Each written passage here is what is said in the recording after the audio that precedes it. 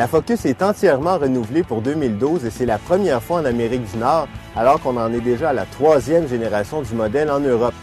Cette fois-ci, les changements ne se limitent pas à l'esthétique, ils touchent aussi le châssis et la mécanique, tandis qu'on note enfin le retour d'une version à haillons dans la gamme après une absence de 4 ans. Le 4 cylindres de 2 litres est toujours au programme, mais sa puissance et son couple ont fait un bond important qui le place maintenant dans la moyenne supérieure de la catégorie. La boîte manuelle de série conserve 5 vitesses, tandis que la transmission automatique optionnelle passe de 4 à 6 rapports et c'est une boîte à double embrayage, une variété qui est très à la mode par les temps qui courent.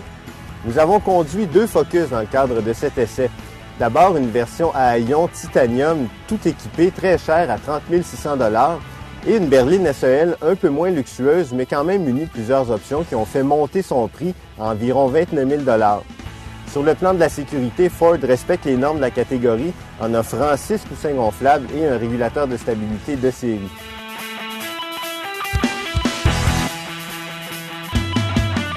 Tant l'ancienne Focus avait l'air démodée, tant celle-ci est élégante, racée et bien proportionnée, particulièrement dans le cas de la version à haillons. Les fenêtres qui remontent vers l'arrière nuisent un peu à la visibilité, mais les grands rétroviseurs dotés d'une lentille pour vérifier les angles morts compensent très bien cette faiblesse-là. L'habitacle aussi est très stylisé avec des matériaux de qualité, des sièges bien enveloppants et une excellente position de conduite. Tous nos exemplaires, par contre, étaient mal assemblés autour de la console centrale et c'est le genre de défaut qu'on ne voit pourtant plus très souvent chez Ford.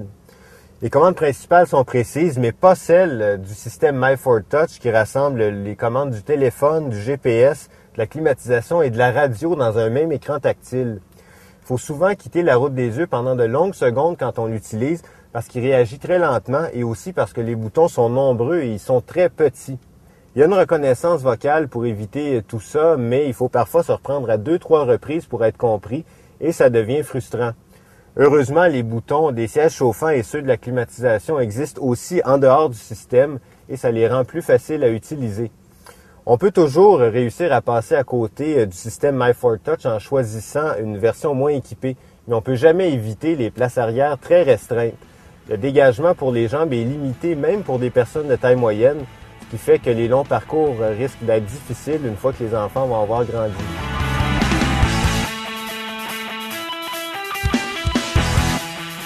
Le nouveau moteur est doux une fois lancé, mais il vibrait pas mal au ralenti dans nos véhicules d'essai.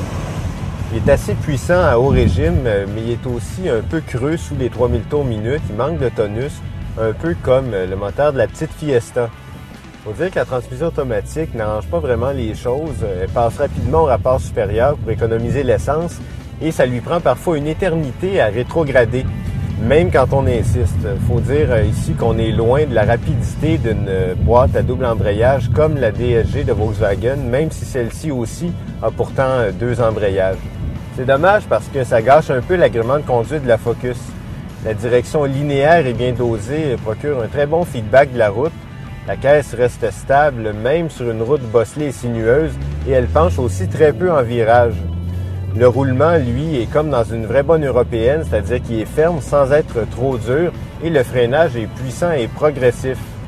Un petit truc par contre, c'est d'éviter les roues de 18 pouces optionnelles dans la version titanium. Ils durcissent trop le roulement, ils sont trop bruyants pour ce qui apporte d'avantages en termes de tenue de route. Après des années de laisser aller en Amérique du Nord, la Focus est finalement devenue aussi attrayante ici qu'en Europe. Elle a un look d'enfer, un intérieur contemporain, un comportement routier équilibré et tout un catalogue d'options qui permettent d'en faire une voiture très luxueuse si on veut. Ford offre même un système de stationnement en parallèle automatique qui fonctionne très bien comme on peut le voir sur les images. Évidemment, si on veut avoir tout ça, il faut y mettre le prix. La voiture peut facilement devenir aussi chère qu'une intermédiaire bien équipée. Et malgré son agrément de conduite, la Focus a certains irritants comme une transmission automatique récalcitrante et le système MyFordTouch qui devient facilement très distrayant. Mais c'est surtout le manque d'espace aux places arrière et le coffre limité qui risque de la faire bien mal paraître auprès des familles. Les familles, c'est pourtant une clientèle très importante dans le segment des compacts.